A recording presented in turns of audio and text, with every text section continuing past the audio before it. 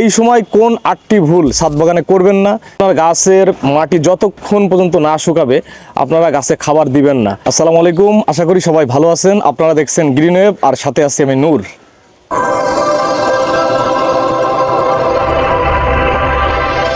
Green wave সবসময় কৃষির কথা বলে এবং ছাদ বাগানের টিপস প্রদান করে।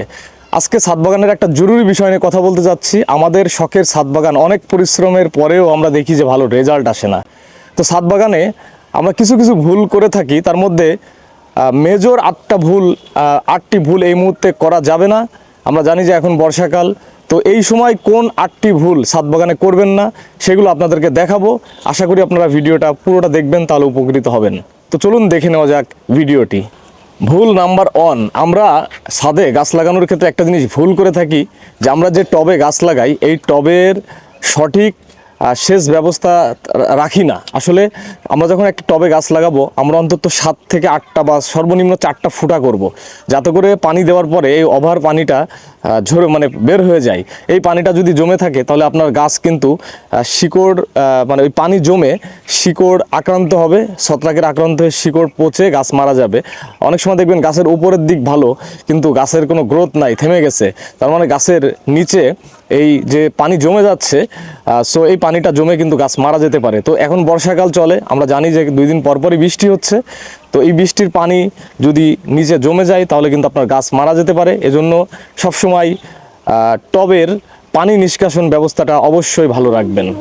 ভুল নাম্বার 2, আমরা এই বৃষ্টির সময় যে ভুল করে থাকি তার মধ্যে অন্যতম হচ্ছে যে যখন বৃষ্টি হবে তখন কিন্তু গাছে কোনো খাবার দেওয়া যাবে না।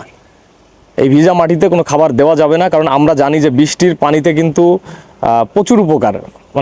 বৃষ্টির পানি হচ্ছে গাছের সকল ধরনের চাহিদা পূরণ করে।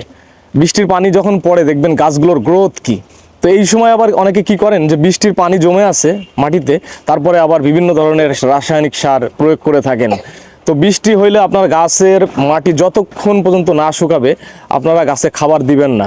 এখানে গাছে খাবার দিলে 2টা সমস্যা হবে, যে গাছের সমস্যা হবে এবং আপনার খাবারটা কিন্তু অপচয় হবে। ভুল নাম্বার 3, আমরা ছাদে যখনই এই যে কাটার বা প্রুনিং শেয়ারটা নিয়ে উঠি তখন আমাদের সামনে কোনো ডালপালা বাড়তি ডালপালা বা শুকনা ডালপালা পড়লে আমরা কি করি, এটাকে কাটি।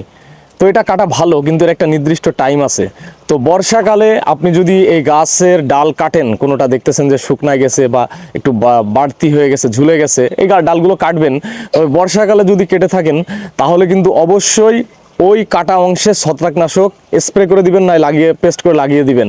না হলে কিন্তু বৃষ্টির পানি পড়ে ওই যে কাটা অংশে এটা কিন্তু ছত্রাকে আক্রমণ করে গাছটা কিন্তু আক্রান্তে মারা যেতে পারে। বিশেষ করে কমলা মালটা সহ অন্যান্য গাছগুলো ডাইবাগে আক্রান্ত হতে পারে। তো অবশ্যই ডাল কাটিং করলে ওই সব জায়গায় ছত্রাকনাশক লাগিয়ে দিবেন।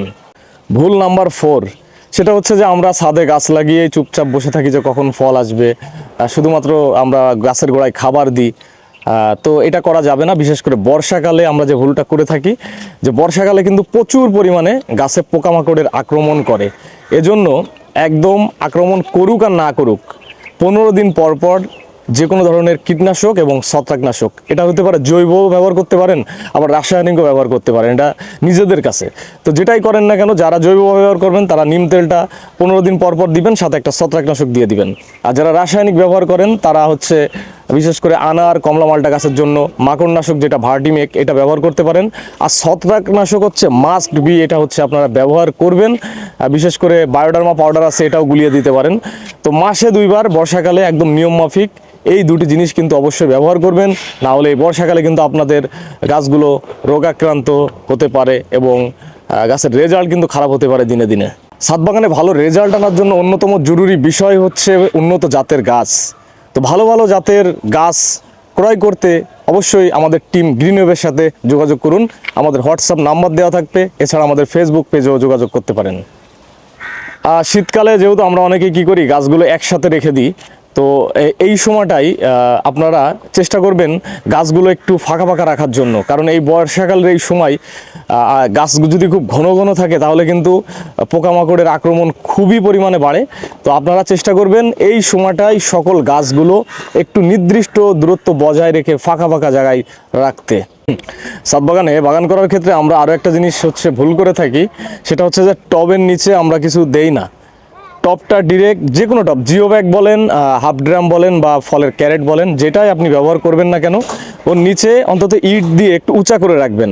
কারণ ছাদের উপরে ডিরেক্ট যদি রাখেন দুইটা সমস্যা হবে, একটা হচ্ছে ছাদের ক্ষতি হবে, আর একটা হচ্ছে গাছে ওই ছাদ থেকে যে তাপ উৎপন্ন হয় রোদের, ওইটা হচ্ছে শিকড়ে আঘাত করে, গাছের ক্ষতি হয়। তো আপনারা নিচে অবশ্যই একটু ইট দিয়ে দিবেন এইভাবে, তাহলে কিন্তু আপনাদের গাছের ক্ষতি হবে না আশা করি ইনশাল্লাহ। সর্বশেষ আমরা কথা বলবো ছাদ বাগানের সব থেকে বড় ভুল নিয়ে, এটি বর্ষাকাল শীতকালে সবসময় করে থাকি আমরা। সেটা হচ্ছে যে আমরা ছাদ বাগানে যে গাছগুলো লাগাই এটা কোনো যাচাই বাছাই করি না। আমরা সামনে একটা গাছ পড়ছে কিনে নিয়ে চলে আসছি। আসলে বাংলাদেশের প্রেক্ষাপটে দেখা যায় যে ফেক গাছ বেশি, বিজনেসের সুবিধার্থে তারা কিছু অসাধু ব্যবসায়ী আছে আপনাকে ফেক গাছ ধরায় দেয়, এবং দেখা যায় যে দীর্ঘ 1 থেকে 1.5 বছর বা 2 বছর পরিশ্রমের পরে, এত ভালো পরিচর্যার পরে আপনাকে সঠিক রেজাল্ট বা ভালো ফল দেয় না, দেখা যায় যে একটা বুনো জাত আপনাকে দিয়ে দিচ্ছে।